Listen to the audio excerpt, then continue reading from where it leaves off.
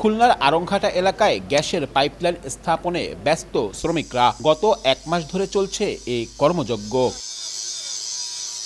দক্ষিণ পশ্চিমাঞ্চলের শিল্প প্রতিষ্ঠানে গ্যাস সরবরাহের লক্ষ্যে 2012 সালে কুষ্টিয়ার ভেড়ামারা থেকে খুলনার আরংঘাটা পর্যন্ত 165 কিলোমিটার পাইপলাইন স্থাপন করা হয়। নির্মাণ করা হয় গ্যাস ট্রান্সমিশন ল্যান্ডফিল্ডও। কিন্তু 1 যুগ কেটে গেলেও গ্যাস সরবরাহ শুরু হয়নি। সম্প্রতি ব্যবসায়ীদের দাবির প্রেক্ষিতে গ্যাস সরবরাহের সিদ্ধান্ত নেয় সুন্দরবন গ্যাস কোম্পানি। প্রথম পর্যায়ে মিলবে বিসিক শিল্পনগরীর কারখানাগুলোতে। এজন্য জেলার আরংঘাটা থেকে শিল্পনগরী পর্যন্ত শুরু হয়েছে পাইপলাইন স্থাপনের কাজ। এখানে মোট 3টা পার্টে কাজ হচ্ছে।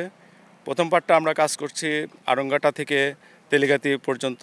গ্যাস সরবরাহের খবরে উচ্ছ্বসিত খুলনা অঞ্চলের ব্যবসায়ীরা। বিসিক শিল্পনগরীতে বন্ধ হওয়া প্রতিষ্ঠানগুলো নতুন করে চালু হওয়ার আশা তাদের। আমরা চাইবো যে পাইপলাইনের সাথে সাথে গ্যাসের সরবরাহটা খুব দ্রুত তার সাথে যেন আমাদের কাছে পৌঁছায়। গ্যাসের সংযোগটা পেলে দেখা যাচ্ছে আমাদের প্রোডাকশনের অনেক কষ্টটা কমে আসবে। যারা এনওসির জন্য আবেদন করেছিল, তো আমরা বিসিকের পক্ষ থেকে ইন জেনারেল এনওসি দেওয়া হয়ে গেছে যে গ্যাস তারা চাইলে প্রত্যেক প্রতিষ্ঠান তাদের প্রয়োজন অনুযায়ী নিতে পারবে। কর্তৃপক্ষ বলছে আগামী জুনের মধ্যে গ্যাস সরবরাহ শুরু হবে। খুলনা আরংঘাটার থেকে বিসিক শিরোমণি বিসিক পর্যন্ত পাইপলাইন নির্মাণ কাজ এবং অন্যান্য অবকাঠামো নির্মাণ কাজ চলমান আছে। এই কাজ আগামী 6 মাসের মধ্যে শেষ হবে।